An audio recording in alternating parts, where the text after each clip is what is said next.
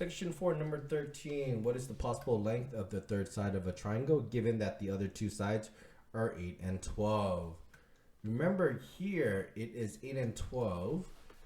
The rule for any triangle is that the short plus the short sides, of course.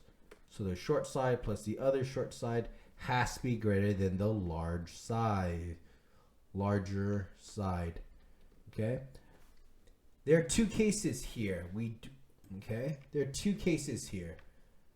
All right? The first time it is the 8 and 12 are both the short side, and the third side is the larger side.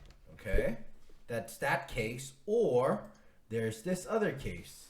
That 8 and the unknown side are the shorter side, and the 12 is the larger side.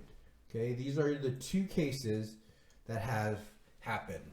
So let's do it from this case. 8 and 12. 8 plus 12 are the shorter one, and this is the longer one, which is 8. 8 plus 12, which is 20, has to be greater than that third side of x. Or you can write this as x is less than 20. Okay, so that third side has to be less than 20 here. Or in this case, 8 plus the unknown side, which is x, has to be greater than 12, because 12 here is considered to be the largest side. Minus 8 to both sides, this cancels. X is greater than 8, 9, 10, 11, 12, which is 4. Or you can write this as 4 is greater than x. Okay, this is now can be combined because this is a and inequality. The x is less than 20 but greater than 4. This would be its complete answer.